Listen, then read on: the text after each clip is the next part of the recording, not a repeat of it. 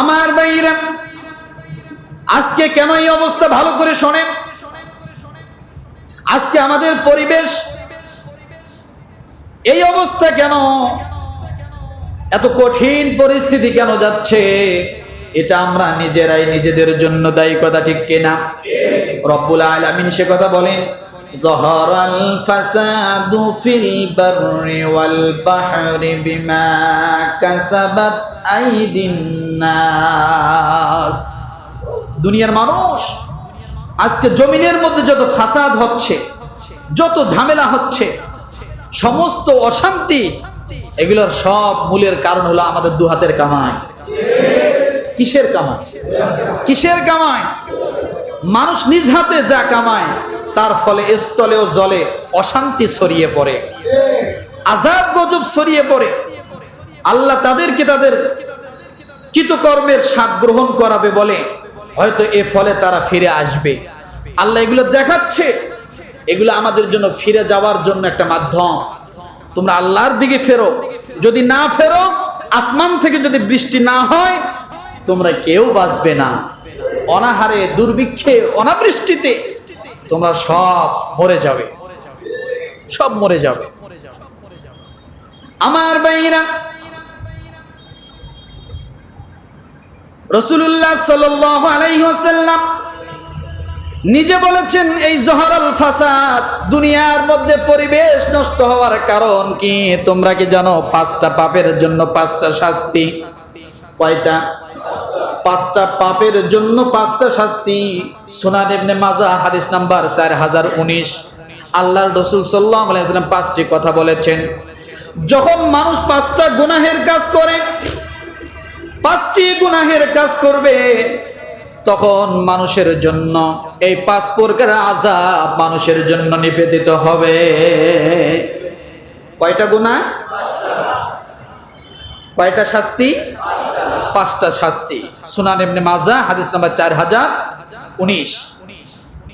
1 number গুনাহের কাজটা হলো, ভালো করে দেখেন, যখন কোন জাতির মধ্যে প্রকাশ্যে অশ্লীলতা ছড়িয়ে পড়বে, ভালো করে বুঝুন, যখন কোন জাতির মধ্যে প্রকাশ্যে অশ্লীলতা ছড়িয়ে পড়বে, তখন 1 নাম্বার শাস্তি হলো, তখন সেখানে মহামারী ভাইরাস, করোনা ভাইরাস দেখা দিবে। আমার কথা? কার কথা? রাসূলুল্লাহ সাল্লাল্লাহু আলাইহি ওয়াসাল্লামের কথা। এই বছরের কথা? হ্যাঁ, এই বছর 2, 4, 5 বছর, 1400 বছর আগের কথা। এই যে করোনা ভাইরাস, মহামারী, অনাবৃষ্টি, এগুলো আমাদের গুনাহের ফসল। তাহলে 1 নম্বরে, 5টার মধ্যে 1 নাম্বার, যখন কোন জাতির মধ্যে কি হবে, মুখস্থ করতে হবে 5টা। যখন কোন জাতির মধ্যে প্রকাশ্যে অশ্লীলতা ছড়িয়ে পড়বে, তখন কি হবে? বিভিন্ন মহামারী, ভাইরাস, বিভিন্ন প্লেগ তাদের উপরে নিপতিত হবে, এটার দ্বারাই তারা ধ্বংস হবে। তাহলে এটা আমাদের মাঝে হয়েছিল কিনা? তাহলে বোঝা গেল আমরা এই অশ্লীলতার ভিতরে হাবুডুবু খাচ্ছি, অশ্লীলতার ভিতরে হাবুডুবু খাচ্ছি। কত অশ্লীলতা, ভালো করে চেনেন। আমরা কোন পর্যায়ে চলে গেছি, মাঝে মাঝে বুকটা ফেটে যায়, বিশ্বাস করে, আল্লাহর কসম করে বলছি, বুক ফেটে যায়। অনেক জায়গায় যাই, অনেক জায়গায় আমি দেখি, আল্লাহ তো সারা দেশ ঘুরায় আমাকে, আপনাদের দোয়ায় দেখি, মসজিদ মানে না, মাদ্রাসা প্রতিষ্ঠান মানে না, এত জোরে জোরে ডেকসেট বাজানো হয়, ডিজে গান বাজানো হয়, মসজিদে জমিন কাঁপে, কোরআন কাঁপে। হায়ানার মতো মানুষগুলোর বিবেকে বাজে না, তারা একটা কথা বলতে পারে না যে একটা মসজিদের পবিত্রতা রক্ষা করা দরকার। আমি অনেক দেখি, একদিক দিয়ে একটা হিন্দু মহিলা গেলেও অনেক সময় খেয়াল করে, অনেক হিন্দু মহিলা মসজিদকে দেখে সালাম করে, সেটা তার ব্যক্তিগত ব্যাপার, কিন্তু কেন করে বুঝুন তো? সম্মানার্থে করে। হিন্দু মহিলা মসজিদকে সম্মান করে, মুসলমানের বাচ্চা আজকে মসজিদের পাশে ডিজে গান বাজায়, একটু বিবেক বাজে না। সেই সমস্ত এলাকায় মানুষ নাই, সেই সমস্ত এলাকায় মানুষ নাই। আল্লাহর কাঠগড়ে একদিন দাঁড়াতে হবে, কবরে যাইতে হবে, মসজিদ একদিন আপনার বিরুদ্ধে সাক্ষী দিবে। মসজিদে কোরআন আছে, আপনার ডিজে গানে মসজিদ কাঁপে। এগুলো বন্ধ করা দরকার। নীতিবাচক লোক নাই নাকি? আমার ভাইরা, এই জন্য বলি যে আমরা সব সময় এই জিনিসগুলো খেয়াল করি। অশ্লীলতা প্রকাশ্যে ছড়িয়ে পড়ছে। আপনি একজনকে মন চাইলে ভালো একটা কথা বলতে পারবেন না, সোজা বলবে আপনার কি, কি বলবে আপনার কি। আমার ভাইরা, দ্বিতীয় নম্বরের কথাটা মনে রাখুন। দ্বিতীয় নম্বরের গুনাহের যে কাজটা, যখন কোন জাতি ওজনে মাফজোপে কম দেয়। দ্বিতীয় গুনাহ কি? ওজনে কম দেয়। এটা হলো দ্বিতীয় গুনাহ। মনে রাখুন, 5টা মুখস্থ করতে হবে, সময় কম, আজকে তাড়াতাড়ি শেষ করব। যখন কোন জাতি ওজনে কারচুপি করে, মাপজোপে কম দেয়, সেই মাপজোপে কম দেওয়ার গুনাহের শাস্তি হলো তখন তাদের উপরে নেমে আসে দুর্ভিক্ষ। কি নেমে আসে? দুর্ভিক্ষ, কঠিন বিপদ এবং মুসিবত তার উপর নেমে আসে। তাহলে মাপজোপে কম দিলে দুর্ভিক্ষ হয়, আপদ বিপদ মুসিবত বেশি হয়। আর অশ্লীলতা ছড়াইলে মহামারী, প্লেরো, এগুলো হয়। তৃতীয় নাম্বার গুনাহের কাজ হলো, যে জাতির উপর যাকাত ফরজ হয় আর সেই জাতি যদি যাকাত না দেয়, যাকাত দিতে কারচুপি করে, যাকাত দিতে যদি অস্বীকার করে, তাহলে তৃতীয় নাম্বারে যাকাত না দেওয়ার গুনাহের শাস্তি হলো তখন আসমান থেকে বৃষ্টি আল্লাহ তাআলা বন্ধ করে দেয়। তাহলে আজকে বৃষ্টি বন্ধ, অনাবৃষ্টি চলছে। তাহলে বোঝা গেল এ জাতি, যাদের উপর যাকাত ফরজ হয়েছে, সঠিক নিয়মে যাকাত দিচ্ছে না। সঠিক নিয়মে কি যাকাত দিচ্ছে না। যাকাতের সাথে বৃষ্টির সম্পর্ক মানে যাকাতের সাথে রিজিকের সম্পর্ক। কিসের সম্পর্ক? যাকাতের সাথে রিজিকের সম্পর্ক। বৃষ্টি মানে রিজিক। তাহলে আপনি যাকাত দিচ্ছেন না, না দেওয়ার গুনাহের শাস্তি হলো বৃষ্টি হবে না, অনাবৃষ্টি চলবে। আমার ভাইরা, চতুর্থ নাম্বার গুনাহের কাজটা হলো, যখন কোন জাতি আল্লাহ তার রাসূলের অঙ্গীকারকে ভঙ্গ করে, অর্থাৎ ঈমান আনে না, আমল করে না, যখন যেদিকে যায় তখন সেই দিকে, যেদিকে ঝড় বৃষ্টি সেই দিকে ছাতা, কিছু সময় মসজিদে, কিছু সময় মন্দিরে আসে না নাই। এমন জাতি যখন এই গুনাহের কাজগুলো করবে, সঠিকভাবে ইস্তেকামাতের সাথে মুসলমানিত্ব বজায় রাখবে না, আল্লাহর হুকুমগুলো পালন করবে না, তখন 4 নম্বরে ওই জাতির উপর শাস্তি আসবে। তাদের উপর তাদের বিজাতীয় দুষ্পনকে ক্ষমতাসীন করে এবং সে তাদের সহায় সম্পদ সবকিছু কেড়ে নিয়ে নিবে। যখন মানুষ দুটানার ভিতরে থাকবে, আল্লাহর হুকুম রসুলের তরিকা মোতাবেক জীবন যাপন করতে চাবে না, তখন কি? তখন স্বৈর শাসক আসবে। কি আসবে? স্বৈর শাসক আসবে। তখন তাদের বাক ক্রুদ্ধ করে দিবে। স্বাধীনতা থাকবে না, কথা বলার কোনো স্বাধীনতা থাকবে না, সব বন্ধ হয়ে যাবে। ন্যায় বিচার থাকবে না, ন্যায় বিচার প্রতিষ্ঠিত হবে না। কখন সেটা বলেন তো দেখি? যখন আল্লাহ এবং আল্লাহ রাসূলকে মানুষ কি করবে? মানবে না, দুধারের মধ্যে যাবে। কিছু সময় মানবে, কিছু সময় মানবে না। সুবিধা জায়গায় মানবে, অসুবিধা জায়গায় মানবে না। সুন্নত শুধু পালন করবে, জিলেবি খাওয়ার সময় আর কোথাও নাই। এমনটা আছে না? তখন ওই জাতির উপরে এরকম শাসক আল্লাহ নির্ধারণ করবে। 5 নম্বরে গুনাহের কাজ হলো, যখন তোমাদের শাসক বর্গ আল্লাহর কিতাব মোতাবেক ফয়সালা করবে না, আল্লাহর হুকুম মোতাবেক ফয়সালা করবে না, আল্লাহর হুকুম মোতাবেক জীবন যাপন করবে না, মুসলমানের শত্রু হবে, দাদা বাবুদের বন্ধু হয়ে যাবে। আছে না নাই? আছে না নাই? এই বাংলাদেশের জমিনে মূর্তির গায়ে আগুন দেওয়ার অপরাধে নানান ভাবে অজুহাতে মিথ্যা ভাবে তাদেরকে তহমত দিয়ে 2 জন মুসলমানের সন্তানকে মারলো, এরপরও আমাদের জবান কি এখনো রক্ত গরম হয় না? 2টা মরলো, আরো 2 জন মরছে, মানে এখন মারা শুরু। কথা বোঝেন নাই? আজকে আমাদের অবস্থা কি? আমাদের কোথায় আছে?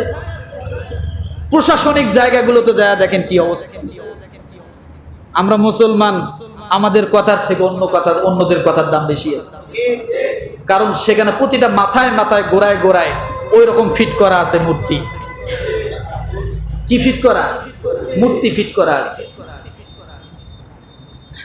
আমার ভাইরা, এই গুনাহের কাজ যখন মানুষগুলো করবে তখন আল্লাহ তাদের পরস্পরের মধ্যে যুদ্ধ বাঁধিয়ে দিবেন।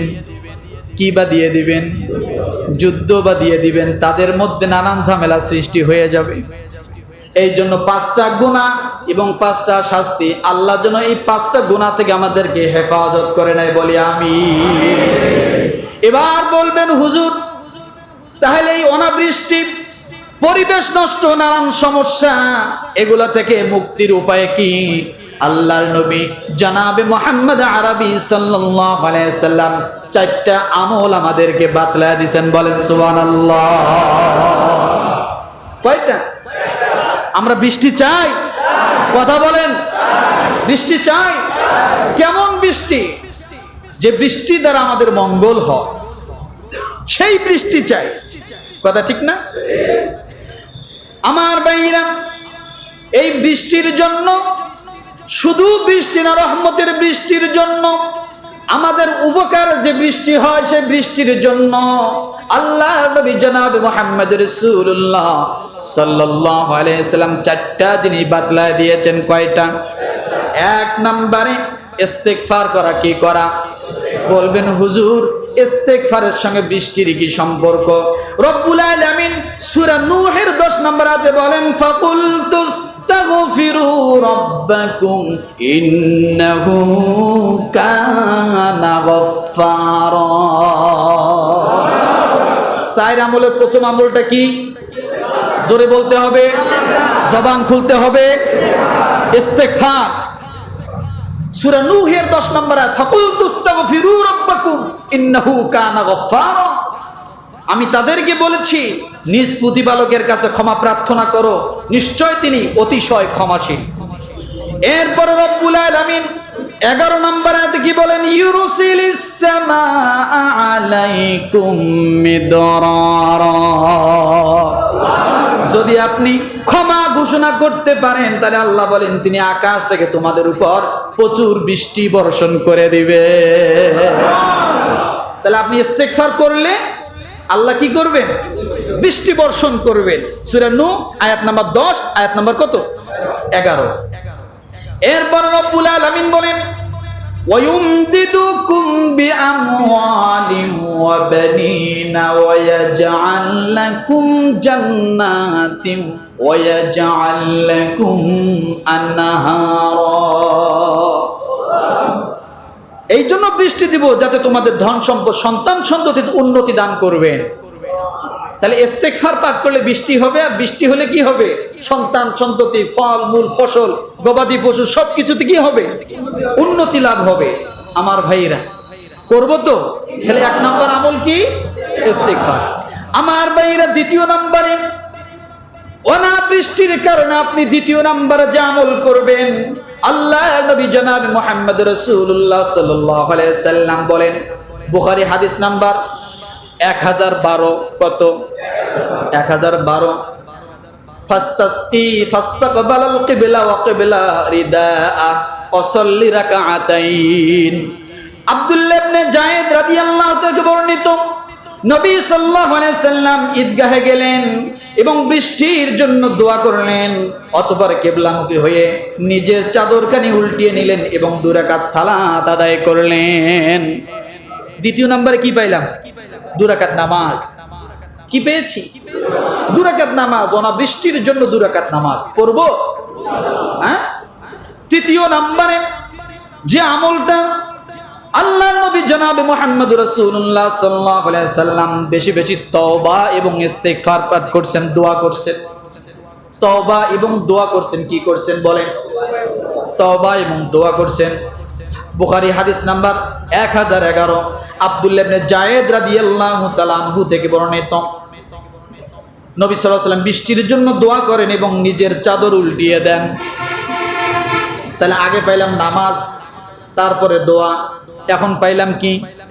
দোয়া। আর দোয়া করতে যায় আপনার গায়ের মধ্যে চাদর যেমন থাকবে ওইটা দোয়ার আগে আপনি উল্টায়া দিয়ে তারপরে দোয়া করবেন। তাহলে ইস্তেগফার, নামাজ আর কি? দোয়া। মনে থাকবে আমার ভাইরা? তৃতীয় নাম্বার যে আমল সেটা হলো উত্তম কোন ব্যক্তির ওসিলা নিয়ে দোয়া করা। কি করা? আপনার কাছে যে ব্যক্তি উত্তম মনে হয়, এই জামানায় যারা উত্তম আপনার কাছে মনে হয়, ভালো মনে হয়, আমলদার মনে হয়, আল্লাহর ওলি মনে হয়, পরহেজগার মনে হয়, এমনকি সাহাবায়ে কেরামের নামগুলো দিয়েও আপনি সে দোয়া করতে পারেন, ওসিলা নিয়ে দোয়া করতে পারেন। আমার বাইরে বুখারী হাদিস নাম্বার 1008, কত? 1008। আব্দুল্লাহ ইবনে দিনার রাদিয়াল্লাহু থেকে বর্ণিত, তিনি বলেন, আমি ইবনে উমরকে আবু তালিবের এই কবিতা পাঠ করতে শুনেছি। তিনি শুভ্র তার চেহারার ওসিলা দিয়ে বৃষ্টির প্রার্থনা করত। কে দোয়া করছিলেন? কে দোয়া করছিলেন? আবু তালেব। কে দোয়া করছিলেন? কার ওসিলা দিয়া? রাসূলুল্লাহ সাল্লাল্লাহু আলাইহি ওয়াসাল্লাম ওসিলা দিয়ে দোয়া করছিলেন। আয় আল্লাহ, তোমার যে নবী তার চেহারার ওসিলা দিয়ে আমি দোয়া করি, তুমি বৃষ্টি দাও। তাহলে আবু তালেব রাসূলকে চিনত, কথা ঠিক কিনা? কিন্তু ইসলাম গ্রহণ করে নাই, সেটা তার ভিন্নতা, কথা ঠিক না? আমার ভাইরা, এবার দেখুন হযরত উমর রাদিয়াল্লাহু তাআলা আনহু নিজেই আব্বাস রাদিয়াল্লাহু তাআলা আনহুর নাম ধরে তার ওসিলা নিয়ে দোয়া করেছিলেন। বলেন সুবহানাল্লাহ। আব্বাস রাদিয়াল্লাহু তাআলা আনহু কে বলেন তো? রাসূলের চাচা উমর ইবনে খাত্তাব। উমর রাদিয়াল্লাহু তাআলা নিজে বলছেন যে এখন তো রাসূল নাই, আয় আল্লাহ, রাসূলের চাচা আব্বাস রাদিয়াল্লাহু তাআলা আনহুর খাতিরে তুমি আমাদেরকে বৃষ্টি দাও। কি করো? তুমি আমাদেরকে বৃষ্টি দাও। এটা হলো বুখারী হাদিস নাম্বার 1010। উমর রাদিয়াল্লাহু তাআলা নিজেই আব্বাস রাদিয়াল্লাহু তাআলা আনহুকে ওসিলা বানাইছেন। তাহলে কয় প্রকার পাইলাম? ইস্তেগফার, নামাজ, এরপরে দোয়া, এবং দোয়ার মাঝে ভালো কিছুর ওসিলা। ভালো কিছুর কি ওসিলা? এই ওসিলাগুলো নিয়ে দোয়া করা। মনে থাকবে ইনশাআল্লাহ? মনে থাকবে? আর বৃষ্টির জন্য আমরা কি দোয়া করব এবার দেখেন। আল্লাহুম্মা আগিসনা, দোয়াটা মুখস্থ করেন। রাসূলুল্লাহ সাল্লাল্লাহু আলাইহি ওয়াসাল্লামের কাছে এক সাহাবী এসে বলছে, এক ব্যক্তি এসে বলছে, ইয়া রাসূলুল্লাহ, বৃষ্টি হয় না, আমরা শেষ হয়ে যাচ্ছি, আপনি আমাদের জন্য দোয়া করুন। তখন রাসূল মিম্বারে খুতবা দিচ্ছিলেন। যখন ওই ব্যক্তি রাসূলের সামন বরাবর দাঁড়িয়ে এই কথা বললেন, রাসূল খুতবা অফ করে রাসূল এই দোয়া করলেন, আল্লাহুম্মা আগিসনা, আল্লাহুম্মা আগিসনা, আল্লাহুম্মা আগিসনা। হে আল্লাহ, আমাদেরকে বৃষ্টি দান করুন, আমাদেরকে বৃষ্টি দান করুন, আমাদেরকে বৃষ্টি দান করুন। বুখারী হাদিস নাম্বার 1014। কত? 1014। আবু দাউদ হাদিস নাম্বার 1169। রাসূল সাল্লাল্লাহু আলাইহি ওয়াসাল্লামের কাছে এরকম এসে বলছেন যে আপনি আমাদের বৃষ্টির জন্য দোয়া করুন। রাসূল দোয়া করলেন, আল্লাহুম্মা আসকিনা গায়সান মুগীসান মারিআন মারিআ নাফিআন গায়রা দাররিন আজিলান গায়রা আজিল। এই দোয়াগুলো করছেন, হে আল্লাহ, আমাদেরকে বিলম্ব নয় বরং এক্ষুনি তাড়াতাড়ি আপনি বৃষ্টির ব্যবস্থা করুন এবং কল্যাণময় তৃপ্তিদায়ক বৃষ্টি আমাদেরকে দান করুন। এই দোয়াগুলো আমরা করতে পারি না? কি বলেন, পারি? আল্লাহ তাআলা যেন আমাদের সকলকে এই অনাবৃষ্টির গজব থেকে আমাদেরকে হেফাজত করে, সমস্ত কল্যাণ থেকে আমাদেরকে যেন আল্লাহ হেফাজত করে, আল্লাহ যেন আমাদের জন্য রহমতের বাড়ি বর্ষণ করে। আমাদের জন্য যেন রিজিককে প্রশস্ত করে দেয়। সকলে বলে আমিন। ওয়া আখিরি দাওয়ানা আলহামদুলিল্লাহি রাব্বিল আলামিন।